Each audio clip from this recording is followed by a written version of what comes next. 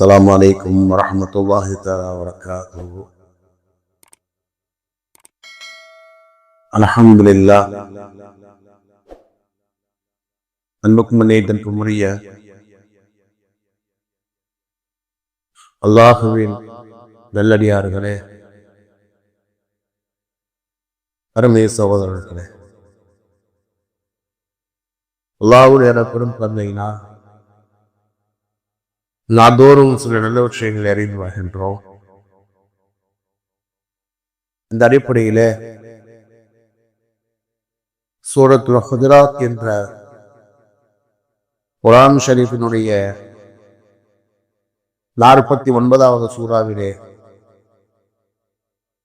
கூறப்படுகின்ற சில அறிகுறிகளை அறிந்து வருகின்றோம்.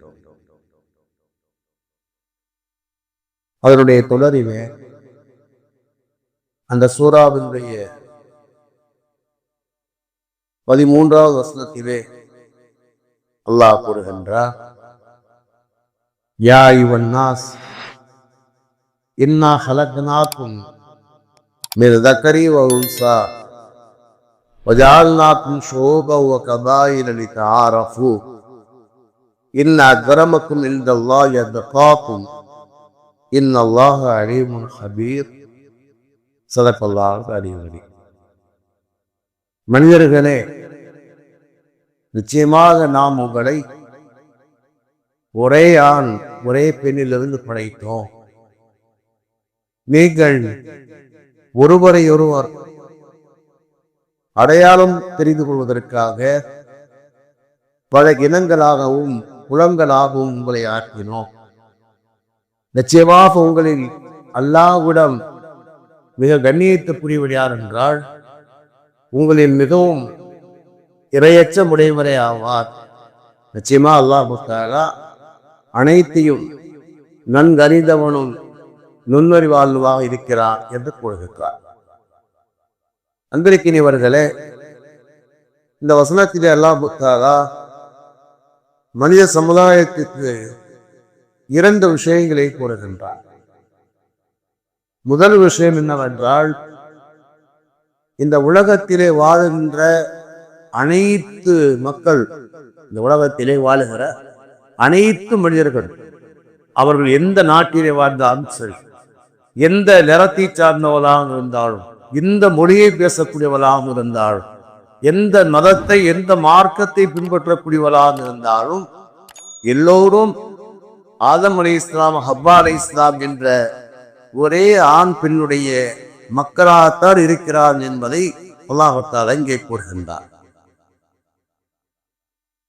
அதே நேரத்திலே அல்லாஹ் தஆலா பல பிரிவுகளாக அவர்களை படைத்திருப்பதற்கு காரணம் என்னவென்று சொன்னார், அவர்கள் ஒருவரை ஒருவர் அறிந்து கொள்வதற்காக அல்லாஹ் தஆலா பல இனங்களாகவும் குலங்களாகவும் அல்லாஹ் தஆலா ஆக்கியிருக்கிறார்.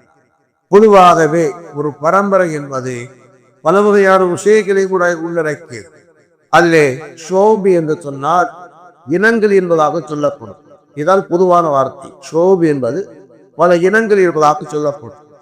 அதிலே ஒரு பிரிவுதான் கபாயில் என்பதாக சொல்வார்கள். அது குலங்களாக கோத்திரங்களாக இருக்கிறது. அதற்கு அடுத்து வம்சங்கள் என்பதை பசாயில் என்பதாக சொல்வார்கள். வம்சங்கள் என்பதாக சொல்வார்கள்.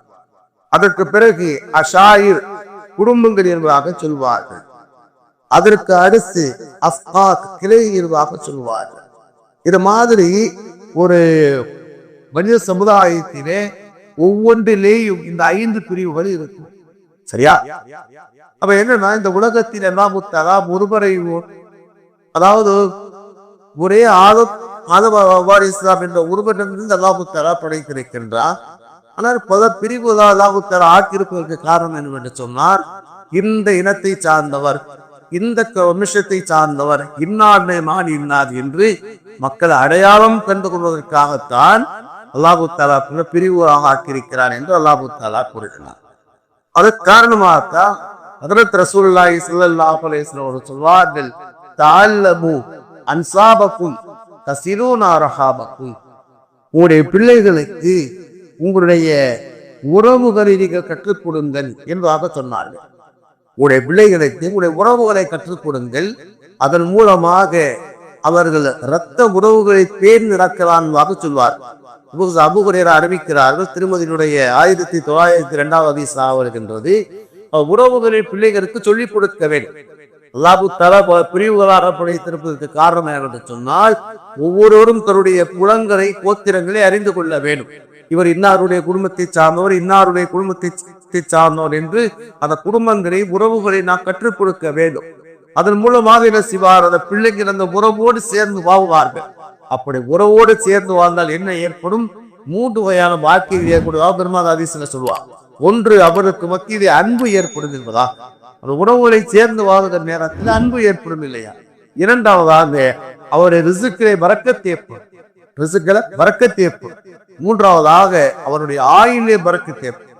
பெருமானா சொல்வாங்க இல்லையா, மன் அஹப்ப யபசுத்த லஹு ஃபி ரிஸ்கிஹி வ யன்ஷவு லஹு ஃபி அஸரிஹி வல்யஸில் ரஹிமஹு. யாருக்கு தன்னுடைய ஆயுளே அதிகப்பட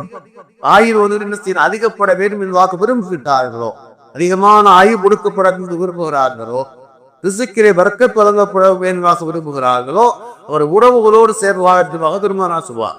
அப்புறம் பிள்ளைகளுக்கு என்ன செய்ய வேண்டும், உறவுகளை நாம் சொல்ல வேண்டும்.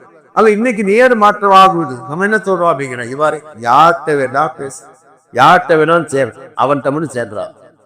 இந்த சொல்றது அந்த உறவுகளை சொல்லணும், அவள்கிட்ட மட்டும் சேர்ந்துறான். அவன் நமக்கு என்ன துரோகம் பண்ணியிருக்கான் தெரியுமா, இப்ப அப்பங்காலத்தை அப்படி கிடந்துச்சு, பாட்ட காலத்தை நடத்தின்பாக சொல்லிட செய்கின்றோம். உறவுகளை நாம் பிரித்து வைக்கின்றோம். அதான் அப்படி செய்யக்கூடாது. உறவுகளை அறிமுகப்படுத்த வேண்டும், அந்த உறவுடைய வீடுகளுக்கு அழைத்து செல்ல வேண்டும், அந்த உறவு நம்முடைய வீடுகளுக்கு வரவழைக்க வேண்டும்.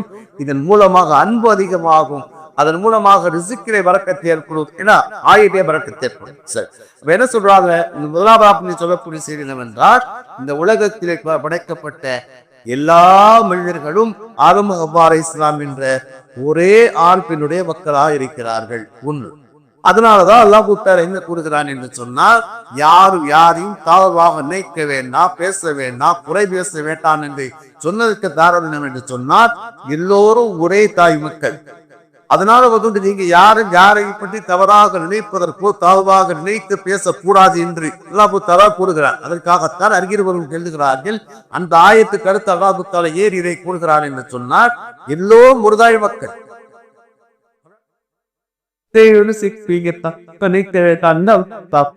ஒன்று, அப்படி என்றால் ஒருவர் சிறந்தவர் இல்லையா என்றால், உலகத்தின் பார்வையிலே பல கண்ணோட்டங்கள் இருக்கும்.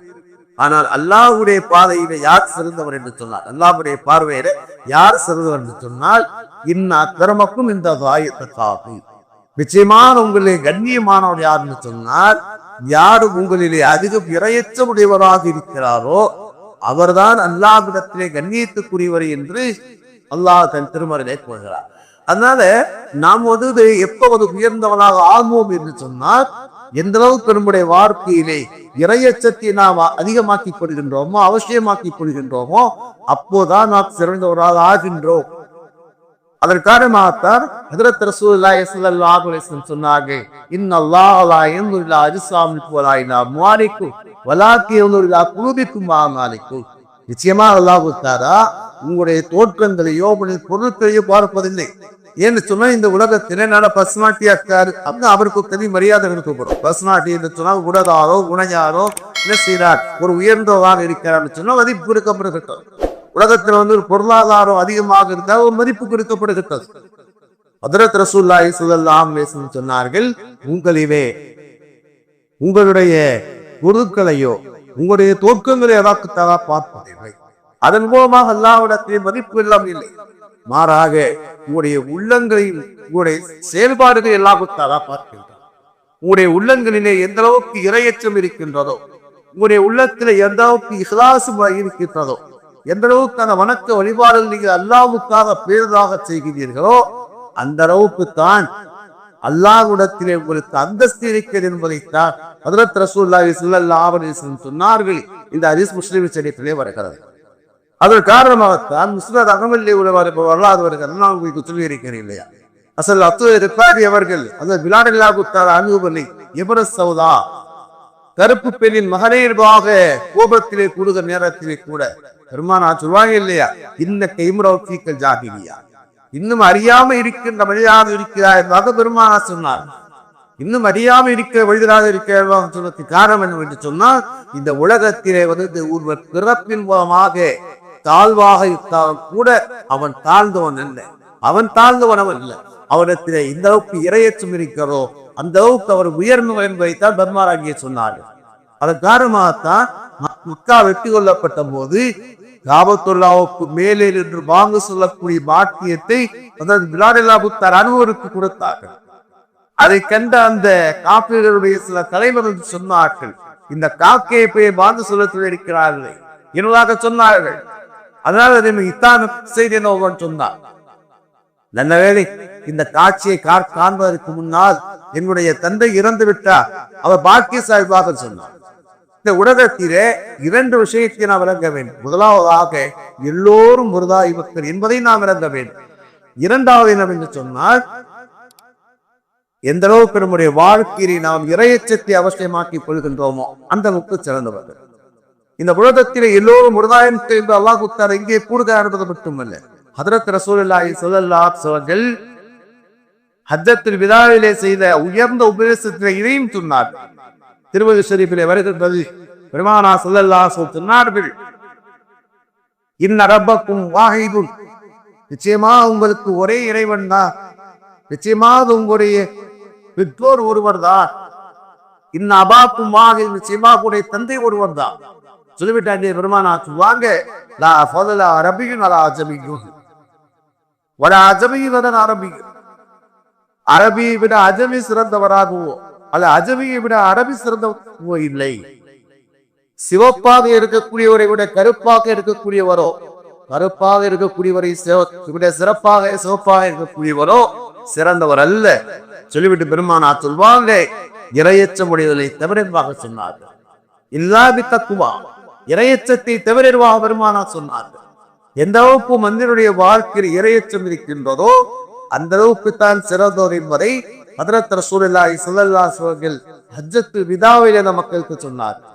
அதனால 2 விஷயங்கள் முக்கியம். முதலாவது விஷயம் என்று சொன்னால், நாம் யாரையும் தாழ்வாக்கு நினைக்கவோ பேசவோ கூடாது. ஏன்னு சொன்னால், எல்லோருடைய பெற்றோரும் ஒன்றாக இருக்கிறார்கள்.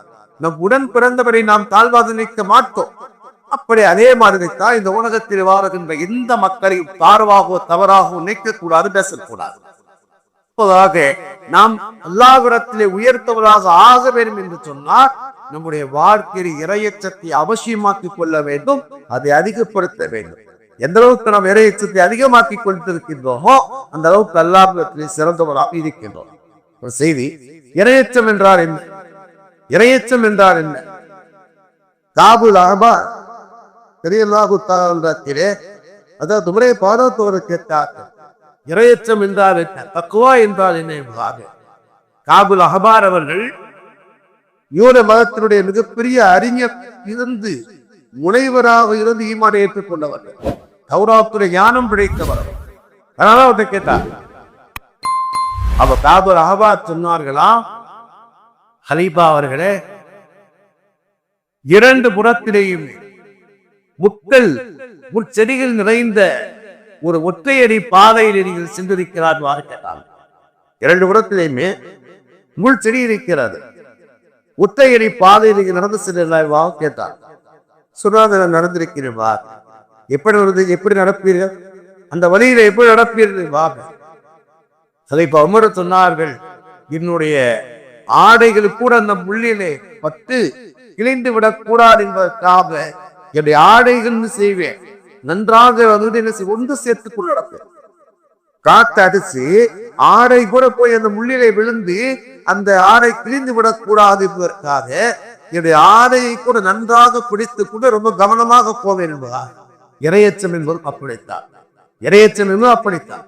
நீங்கள் மிக ஒவ்வொரு விஷயத்திலேயுமே உங்களுடைய சொல்லால் செயலால் எல்லா விஷயத்திலும் இரையச்சம் என்பது தேவை.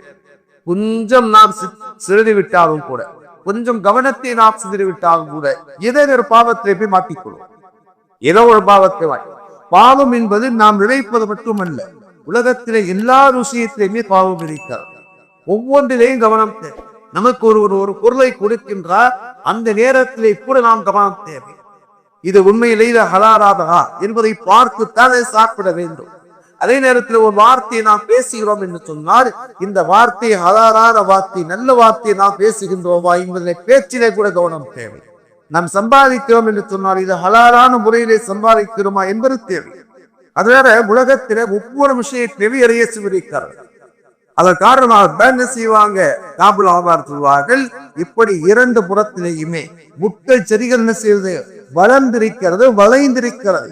அந்த ஒற்றையடி பாதையிலே செல்லக்கூடிய எப்படி கவனத்தோடு செல்வானோ அது மாதிரித்தான் இறையச்சத்தை நான் அவசியமாக்க வேண்டும், இறையச்சத்தை நான் கடைபிடிக்க வேண்டும் என்பதாக அவர் கூறுவார். அதனால இந்த வசனத்திலே சொல்லக்கூடிய செய்தி இரண்டே செய்திகள் தான். ஒன்று, நாம் எல்லா மக்களையும் சமமாக கருத வேண்டும், யாரும் யாரை விட உயர்ந்தவர் அல்ல, யாரும் யாரை விட தாழ்ந்தவர் இல்லை என்று சிந்தனை வைக்க வேண்டும். இரண்டாவதாக, நாம் நம்முடைய வாழ்க்கை இத்தளவுக்கு இறையச்சத்தை நாம் அவசியமாக்கிக் கொள்கின்றோம், அதிகமாக்கிக் கொள்கின்றோமோ அல்லாஹ்விடத்தில் அந்தஸ்து கிடைக்கும் என்பதைத்தான் அல்லாஹ் தலகை கூறுகிறான். இதை கேட்டவனை கடைபிடிக்க